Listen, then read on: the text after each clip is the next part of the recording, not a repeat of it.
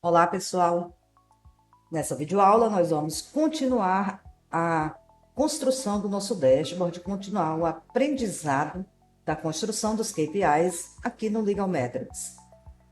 Relembrando e rememorando que já criamos até então no nosso tópico de análises financeiras, nós já criamos o nosso dashboard de histograma e Pareto, né? Estamos agora em alguns tipos de dashboard um pouco mais avançado, um pouco mais técnicos.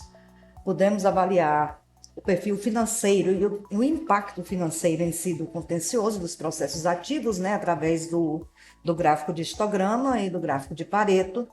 Também podemos analisar uma distribuição estatística real, né, uma distribuição empírica através do boxplot. Entendemos um pouco desse gráfico e também finalizamos a sua construção. Na aula de hoje, nós vamos conhecer o gráfico de dispersão, tá?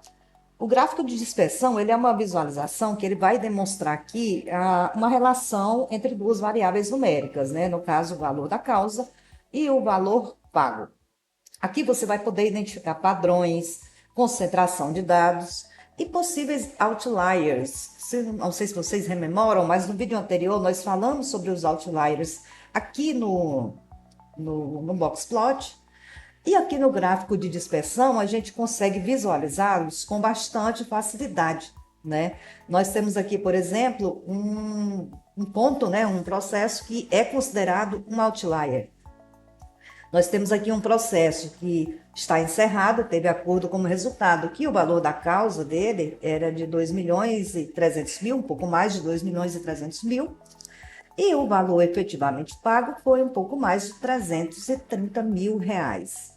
Então, esse aqui é o considerado outlier que vai impactar na média, né? Por isso que a gente falou um pouco sobre isso no gráfico anterior, na construção do gráfico anterior, que foi o boxplot, de como esses outliers, esses que estão acima, né, bem aquém, além, aliás, dos valores medianos, podem impactar numa análise estatística se você não tiver os dados reais para analisar.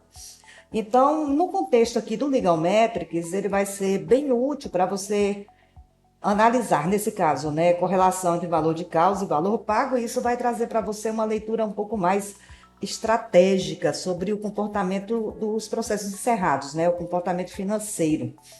Diferente aqui dos gráficos agregados, como nós mostramos, o de dispersão vai trazer cada ponto de forma individual. Isso é para trazer uma profundidade um pouco mais analítica, né? Então, aqui nesse gráfico, vamos entender um pouco dele antes de ir para a construção, como sempre. Nós temos aqui no eixo horizontal o valor da causa e no eixo vertical nós temos o valor efetivamente pago. Como falei, cada ponto desses representa um processo e essas cores diferenciam os resultados. Na nossa base, nós temos alguns tipos de resultado, mas aqui nós queremos analisar somente os processos encerrados, em que o resultado foi acordo ou parcialmente procedente. De início, a gente consegue visualizar aqui uma tendência de crescimento proporcional, né? À medida que o valor da causa aumenta, a gente pode ver que tende a aumentar o valor pago. Nem sempre nas mesmas proporções, mas tem uma tendência de crescimento proporcional, né? E também, como já dito, a gente pode identificar os casos que são fora do padrão, né? Processos com alto valor e valor pago relativamente baixo, considerado o valor da causa em si. Então, em dados jurídicos, esse tipo de análise ele é bastante relevante porque ela vai permitir que você avalie a eficácia, né, da gestão estratégica e até de negociações, né? Será que esses acordos estão sendo financeiramente vantajosos? Qual o comportamento desse risco financeiro? Então, isso vai poder trazer para você um melhor governo com base em evidências reais, tá? Então, a partir de agora, nós vamos construir esse indicador aqui no nosso dashboard. De início, vamos direto para o nosso tópico de análises financeiras, através aqui das nossas tags, dos nossos marcadores. podemos visualizar o que já construímos até então, como dito no início dessa videoaula, tá? E vamos construir agora o nosso gráfico de dispersão. Seguindo passo a passo, como em todos os outros indicadores, nós vamos clicar no sinal de mais no canto superior direito e adicionar KPI. Chegando ao nosso modal de construção de indicadores, vamos selecionar o nosso arquivo, aliás, que estamos utilizando, que é o arquivo de processos simulados.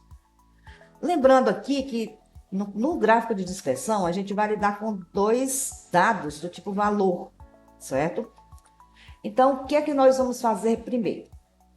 Vamos analisar o gráfico que a gente vai construir. Valor de causa por valor pago, segmentado por resultado. E aqui nós temos filtros de resultados específicos, certo? Então, nós vamos selecionar aqui, primeiramente, uma métrica principal, que é o que a gente quer, que é o valor da causa. E aqui a gente já vai colocar o resultado. A partir daqui, nós já podemos, aliás, gerar o nosso gráfico, que por padrão vai vir por tabela. Aqui a gente pode visualizar os tipos de resultado. E já podemos aplicar os nossos filtros, tal qual os outros indicadores. Aqui a gente poderia fazer um agrupamento. Eu poderia aqui selecionar o resultado e agrupar o que não for, por exemplo, acordo nem parcialmente procedente, como demais resultados. Eu poderia selecionar aqui a coluna, manter do tipo simples, porque eu tenho poucas coisas a selecionar. E eu quero fazer um agrupamento onde eu quero excluir o acordo e o parcialmente procedente. Vou falar um pouco sobre isso, só para a gente rememorar só para a gente poder rememorar o que já viu aqui em relação a agrupamentos, tá? Não está aqui no nosso dashboard modelo, mas a gente pode trazer para que vocês possam relembrar essa funcionalidade. Resultado é a coluna que eu quero agregar. O tipo pode ser avançado, que me dá N condições para que eu possa trabalhar. Contém o texto, não contém o texto, não está entre os N mais frequentes, várias condições aqui a serem trabalhadas, né? Mas vamos manter o tipo simples, porque a gente quer agregar, são poucas escolhas, poucas seleções precisarão ser feitas, né? E eu quero agrupar tudo que não seja acordo nem para parcialmente procedente. Então, quando eu tenho a condição valores selecionados, é o que eu quero que esteja no meu agrupamento, tá? Então, aqui eu vou selecionar os valores. Eu quero que esteja improcedente, o próprio não. Que esse não, ele não vai se apresentar aqui, porque a gente tem que aplicar aqui um filtro de encerrados, porque nós vamos lidar somente com os encerrados. Esses nãos aqui, eles correspondem aos processos que estão em andamento. E os procedentes? Então, eu poderia agrupá-los aqui e dar o nome de demais resultados. Adiciono, gero gráfico, e vocês podem ver que eu teria agrupamentos e o meu número de variáveis a se lidar aqui, quando se trata de resultados, diminuiria. Porém, não é o caso do indicador que queremos construir, basta a gente excluir o agrupamento e gerar o gráfico novamente. O que a gente precisa, de fato, é inserir dois filtros. O primeiro filtro é de processos encerrados. Como já sabemos, voltando aqui à visualização rápida da nossa base, eles estão na variável de status. Então, podemos selecionar aqui os status. Queremos lidar somente com processos encerrados, mantendo o tipo simples aqui na seleção e selecionando os encerrados. Adiciono o filtro, já posso gerar o gráfico. Como vocês podem ver, o NaN, que quer dizer not a number, ele já não se encontra aqui, né? Porque ele se trata dos processos que estão em andamento, ou seja, que não tem nenhum resultado nele aplicado. Se eu for aqui na variável de resultado, aqui em status, a gente pode visualizar que o primeiro processo ele está ainda ativo. Então, aqui na variável de resultado, nós temos um none, porque não tem nenhum tipo de informação nessa coluna. E vamos fazer o nosso segundo filtro para a criação do nosso indicador, que é o filtro de resultado. Vamos escolher duas variáveis. Então, vamos manter o tipo simples, a condição de valores selecionados, que é o que a gente quer filtrar e não excluir. E aqui eu escolho acordo e parcialmente procedente. Adiciono e gero o gráfico. A partir daqui, dessa nossa tabela de for, nós já podemos selecionar o gráfico que a gente quer utilizar. E aqui nós vamos selecionar o diagrama de dispersão. Quando a gente faz essa seleção, aparece aqui KPI com valores inválidos. Por quê? Esse formato, esse tipo de diagrama, ele demanda duas variáveis com dados do tipo número, tá? Então, aqui, ó, depois que você gerou o gráfico, veio como tabela por padrão, e você escolheu esse tipo de gráfico aqui, na estrutura da análise em si já muda. Eu não tenho aqui só valor como métrica principal e a linha como a minha variável de segmentação. Ele me dá aqui a possibilidade de um valor secundário, que se trata do valor pago, que é o que a gente está construindo aqui no nosso dashboard, que é o indicador que a gente está construindo no nosso dashboard. E podemos, então, gerar o nosso gráfico. Visualmente, ele está construído, né? Nós já podemos identificar os dados que aqui se apresentam. E agora o que nos resta é trabalhar com as funcionalidades de personalização. Eu bato sempre nessa tecla que esses gráficos um pouco mais avançados, um pouco mais técnicos, como o próprio histograma, Pareto, o boxplot, o marcador e o velocímetro que nós vamos ver posteriormente, o gráfico de dispersão em si, o ponto-chave é você decidir o que você quer analisar. E a construção dele é bem simples. É mais você focar e dar ênfase no que você quer trazer de análise para a sua demonstração. A partir daqui, a gente vai personalizar e tornar esta visualização mais legível, né? Como sempre, nós temos aqui as nossas abas de estilos, de customização. De início, a gente já vê que nós não temos a aba rótulos, que é um tipo de gráfico que não demanda, não tem a necessidade de rótulos, né? Então, ela nos faz presente aqui. Precisamos dar um título ao nosso dashboard. E esse título é relação valor de causa versus valor pago, onde o resultado é acordo e parcial procedência. Então, relação valor de causa versus valor pago, tendo como resultado acordo e parcial procedência. Corrigindo aqui.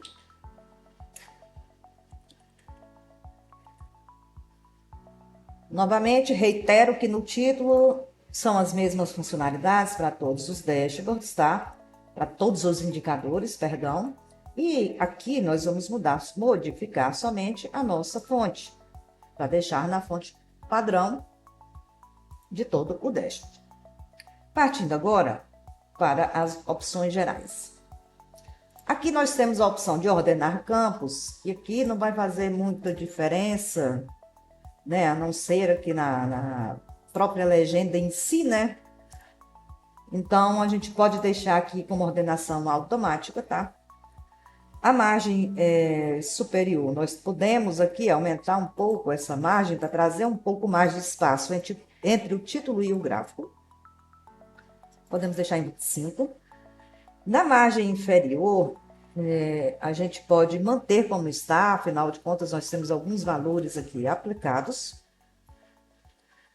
Novamente, relembrando que nós estamos trabalhando com o valor de causa e o valor pago. Voltando aqui aos estilos, na margem esquerda, a gente pode ver que alguns números estão sendo cortados, né? Estão sendo omitidos. Então, a gente vai abrir aqui um pouco mais de espaço nessa margem, até porque no nosso dashboard nós temos aqui uma legenda para essa margem, tanto na margem esquerda quanto na margem inferior. Então, vamos tentar adequar o nosso dashboard aqui para isso, tá? Aumentar um pouco. E na margem direita, a gente pode até aumentar aqui também, porque está cortando aqui o nome da legenda. Então, vamos aumentar aqui essa margem para que o número se adeque. Então, um pouco mais. Em relação às margens, creio que já está estabelecido. Se for necessário, podemos voltar aqui a esse tópico, tá? Quando a gente trabalha aqui com um diagrama de dispersão, nós também podemos colocar de forma manual os valores que a gente quer analisar. Por exemplo, o valor mínimo horizontal, que no caso aqui é o valor da causa, eu poderia colocar um valor mínimo de 2 milhões. 2 milhões. Nós temos aqui esses, no caso, esses processos, né, com valor de causa. E o valor máximo de 3 milhões.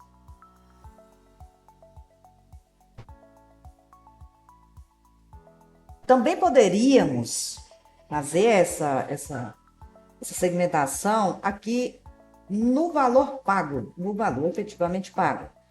Vamos lá, vamos colocar como valor mínimo 100 mil reais.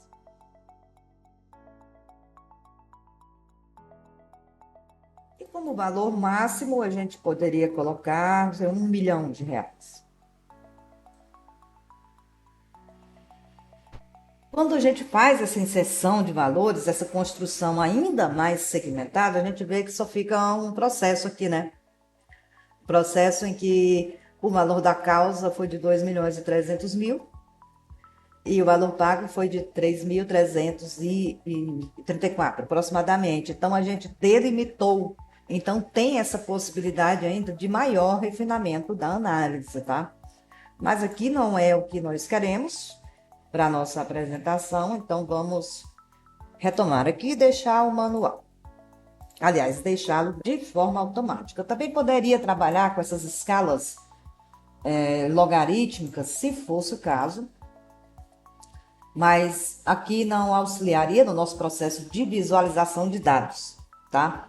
Então, assim, no que tange opções gerais, aparentemente já está delimitado, já definimos. Se for necessário o ajuste das margens, a gente pode voltar para essa aba e ajustar novamente. Na aba de estilos, diferente dos demais indicadores, aqui não tem muitas funcionalidades. O que você pode trabalhar é em relação ao tamanho dos pontos. Você pode aumentar o tamanho desses pontos, caso queira visualizar de forma diferenciada. Você pode diminuir o tamanho desses pontos, depende de como você quer apresentar. Podemos retomar lá no padrão 10, né? E aqui também a gente já pode implementar a nossa paleta de cores, o padrão que a gente quer para o nosso indicador. Lembrando que nós temos aqui já algumas paletas disponibilizadas para que o usuário escolha o tom, escolha que tipo de cor que ele quer que esteja presente aqui no seu indicador, né? E aqui também nós poderíamos escolher manualmente cada uma dos registros da variável resultado. Só temos duas aqui porque nós escolhemos filtrar o nosso dashboard, somente o nosso indicador, somente por esses dois tipos de resultado. E para manter aqui o padrão, nós vamos colocar as nossas cores que estamos utilizando desde o início. A primeira é a B8, D57, que é o nosso marrom, e o azul de hexadecimal, 2DA, 1CF. Estando tal customizado, podemos fechar a aba de estilos e partir para os eixos. Em relação aos eixos, podemos até retomar aqui o nosso dashboard modelo. para a nossa visualização, nos eixos nós estamos com a fonte Oswald, nós estamos utilizando o cifrão, nós estamos utilizando rótulos tanto para o eixo vertical quanto para o horizontal. E aqui a gente vê que a gente não tem grid vertical, só tem o grid horizontal. Então são essas modificações que a gente vai trabalhar aqui na parte de eixos, quando se trata de personalização. Você vê que estão habilitados o grid horizontal e o grid vertical, nós vamos desabilitá-la, vamos desabilitar o grid vertical, manter somente o horizontal. O eixo superior permanece desabilitado. Podemos até aumentar um pouco aqui a marcação do eixo horizontal para ter um pouco de distanciamento. Poderíamos, que não é o caso, mudar a rotação desse eixo horizontal, mas também não cabe nessa construção, mas a funcionalidade se faz presente. E nós vamos inserir um rótulo aqui no nosso eixo horizontal, que é o valor da causa. Eu poderia aqui modificar o posicionamento desse rótulo. Poderia trazê-lo um pouco mais acima, aí posso trazer um pouco mais abaixo. Vamos deixar assim bem próximo ao eixo, não tão próximo. Assim nós temos uma visualização um pouco mais aprazível e você consegue identificar de forma até óbvia do que se trata o nosso indicador. Da mesma forma, nós podemos fazê-lo com o eixo esquerdo, né? O nosso eixo vertical. Temos a marcação, temos a distância, temos a rotação e também temos um rótulo. Quando chega aqui, a gente vai ter que trabalhar um pouco a margem, lá nas opções gerais, a margem esquerda, que nós vamos precisar de um pouco mais de margem. Então, a gente pode retomar aqui, trazer um pouco essa margem mais, aumentar um pouco essa margem esquerda, né? Retomamos o eixo para que a gente possa organizar a posição desse rótulo vertical. A gente vai diminuir aqui o tamanho, posição, né, do rótulo vertical, para que ele se adeque ao nosso indicador, né? E vamos fazer algumas mudanças que observamos são necessárias. Primeiro é a fonte. A fonte, em todos, é a fonte Oswald. Observamos também que nós temos um tipo de moeda nos nossos eixos, que é o cifrão. Também observamos que nós temos casas decimais. Aliás, não temos casas decimais, nós temos um agrupamento por milhão, que é isso que a gente vai aplicar aqui no nosso dashboard. E podemos também deixar até uma casa customizável aqui, como está aqui no nosso dashboard modelo. Nós temos uma casa customizada aqui no eixo vertical e duas casas customizadas no eixo horizontal. Aqui a gente pode fazer essa diferenciação. Aqui a gente está tratando do eixo vertical. Aqui acima nós temos a possibilidade de tratar do horizontal, colocando aqui duas casas decimais. Então, no que tange a eixos, podemos deixar até um pouco mais escura essa fonte. No que tange aos eixos do nosso indicador, nós fizemos as funcionalidades prováveis possíveis para se ter um indicador tal qual o nosso dashboard modelo. Agora podemos ir para as legendas. Legendas têm que se manter habilitadas, afinal de contas, nós estamos lidando com mais de duas variáveis, tá? Então, a partir desse ponto, nós temos que manter as legendas. Primeira coisa que nós vamos modificar é a fonte. Aqui nós podemos ver que a fonte, além de estar na cor preta, a fonte também é a Oswald, é a mesma do padrão que estamos utilizando. Então, podemos retomar aqui, selecionar a Oswald e a cor da fonte, como pode se observar, está cinza, podemos trazer para a cor preta. E aqui as mesmas opções de indicadores anteriores, posição vertical, espaçamento de itens, se quiséssemos diminuir esse espaçamento, aumentar, modificar a posição em negrito, em itálico, tudo seria plausível aqui. E por fim, mas não menos importante, talvez uma das mais importantes, são as informações dinâmicas aqui nesse tipo de gráfico. Porque nós temos aqui, quando a gente passa o mouse, aqui, por exemplo, nesse outlier, nós temos aqui as informações de que foi um acordo e que o valor da causa era um pouco mais de 2.300.000 e o valor efetivamente pago foi 330 mil. Tomando aqui esse outlier como exemplo, poderia colocar aqui um prefixo do cifrão, se eu assim quisesse, tá? Mas no caso aqui, nem prefixo, nem sufixo, nem se fazem necessários, porque nós podemos colocar a moeda e também podemos agrupar por milhão. E assim vai se apresentar no nosso indicador. Então, assim, do jeito que ele está aqui, ele está pronto, ele está construído, já podemos salvar no nosso dashboard. Indo para o tópico de análises financeiras, temos o nosso indicador construído e agora a gente pode reposicionar e redimensioná-lo.